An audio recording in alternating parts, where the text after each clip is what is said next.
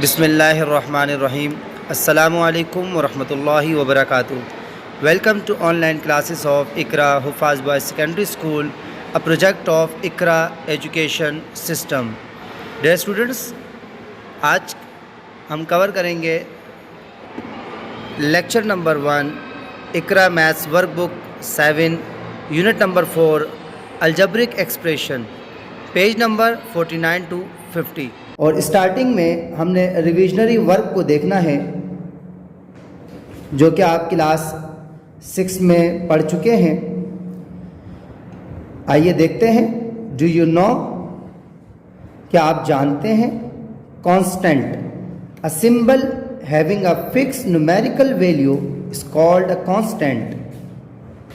For example 2, 7, -11 etcetera. Constant, जैसा कि आप जानते हैं कि कांस्टेंट जो है वो फिक्स वैल्यू होती है। जैसे कि आपको यहाँ पर अलजब्रिक एक्सप्रेशन में ये आप देख सकते हैं कि जो कांस्टेंट है ये फिक्स है और ये अकेला है, जबकि यहाँ पर भी आपको 5 नज़र आ रहा है, मगर ये 5 जो है ये वेरिएबल के साथ मल्टीप्लाई हो रहा है, कनेक्ट है।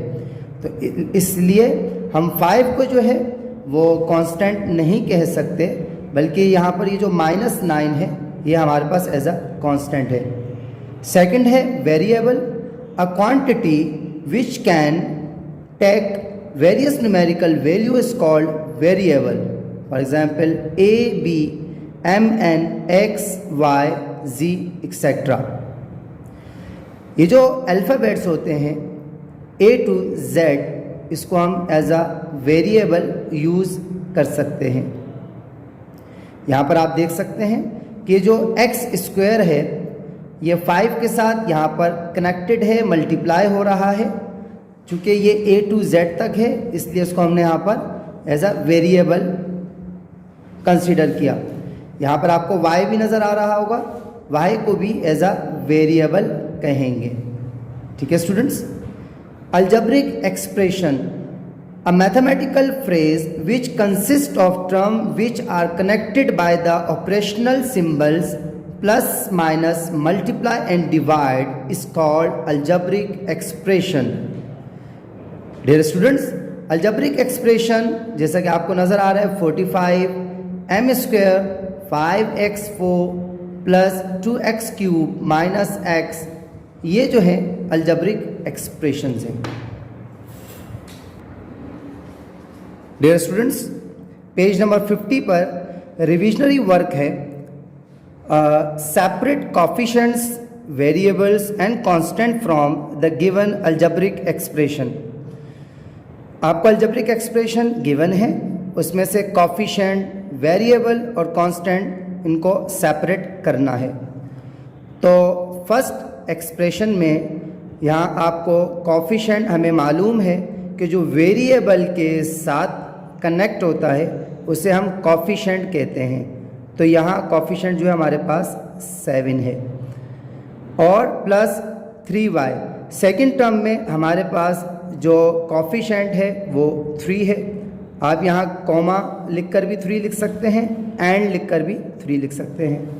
तो मैं एंड लिख देता हूँ, 7 and 3। Variable, we know that कि वेरिएबल जो है वो क्या है, x and y। तो यहाँ हम लिख देंगे x and y, ये हमारे पास एज अ वेरिएबल्स है। कांस्टेंट, कांस्टेंट फिक्स वैल्यू है और वो कभी भी वेरिएबल के साथ कनेक्टेड नहीं होती।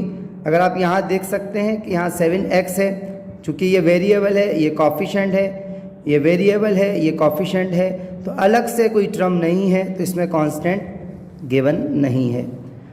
सेकंड एक्सप्रेशन में देखते हैं, इसमें हमारे पास कोफिशिएंट चूँकि वेरिएबल के साथ कनेक्टेड है -6,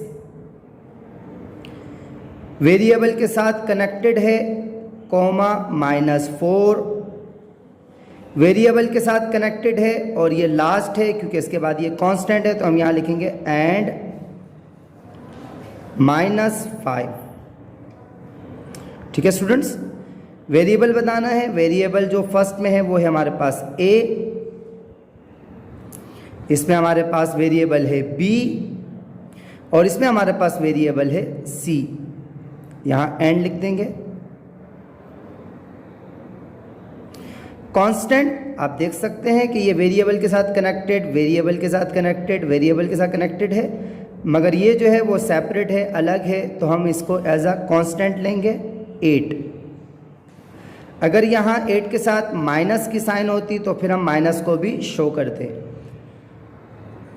जी स्टूडेंट्स, थर्ड और फोर्थ को आपने खुद ट्राई करना है, ठीक है जी, ताकि आप ये देख सकें कि आपको ये कितना समझ में आया।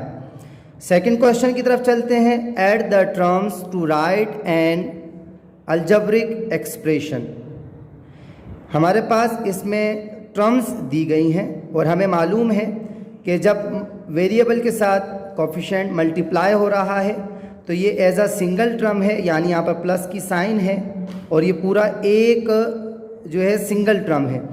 जैसे ही फिर नेक्स्ट प्लस या माइनस की साइन आती है तो टर्म जो है वो क्या होती है, चेंज हो जाती है। मगर यहाँ पे तो हमारे पास कोमा है, इसका मतलब ये एक सिंगल टर्म है और ये भी एक सिंगल टर्म है। इन दोनों को जो है वो हमने क्या करना है, ऐड करना है। तो इसको ऐड कैसे करेंगे कि 2x इस कोमा की जगह पर प्लस आ जाएगा, क्योंकि यहाँ पर कोई साइन नहीं है तो प्लस है, और यहाँ पर हम y लिख देंगे। अगर तो यहाँ पर भी x होता तो फिर हम इन दोनों को ऐड कर सकते थे। अगर यहाँ y होता तो फिर भी हम इन दोनों को ऐड कर सकते थे, मगर चूँकि ये लाइक टर्म नहीं है, दोनों के वेरिएबल डिफरेंट हैं, सो हम दोनों को ऐड तो नहीं कर सकते मगर एडिशन की फॉर्म में लिख सकते हैं। सेकंड देखते हैं। 5x² कोमा -2x कोमा 7, ये टोटल हमारे पास 3 डिफरेंट टर्म्स हैं, यानी सिंगल टर्म्स हैं। तो इन्हें कैसे ऐड करना है, 5x² कोमा की जगह पर प्लस यहाँ नहीं आएगा, बल्कि यहाँ पर चूँकि माइनस की साइन है, माइनस की साइन आएगी। 2x यहाँ कोमा है, यहाँ पर भी प्लस आएगा 7। जी स्टूडेंट्स, उम्मीद है कि आपको कोफिशिएंट, वेरिएबल और कांस्टेंट बहुत अच्छे तरीके से समझ में आया होगा। मैं दोबारा एक मरतबा रिकॉल कर देता हूँ कि वेरिएबल के साथ जो नंबर कनेक्टेड होता है उसे हम कोफिशिएंट कहते हैं। वेरिएबल जो है वो हमारे पास A to Z होगा और कांस्टेंट जो है वो हमेशा हमारे पास अलग होगा, सेपरेट होगा, तो उसे हम एज अ कांस्टेंट लेंगे। जो इसके पार्ट 3 और 4 रिमेनिंग है वो आपने ख़ुद ट्राई करने हैं, ताकि आप ये देख सकें कि आपको कितना समझ में आया। और क्वेश्चन नंबर 2 में भी पार्ट 3 और 4 मैंने जो है वो छोड़ दिया है, या आप ख़ुद ट्राई करेंगे कि आपको कितना समझ में आया। उम्मीद करता हूँ कि आपने आज के टॉपिक को ज़रूर सीखा होगा, जो कि हमने वेरिएबल, कांस्टेंट और कोफिशिएंट को सीखा। तो आप ख़ुद भी ट्राई करें। अपना बहुत सारा ख्याल रखिएगा। अल्लाह हाफिज़।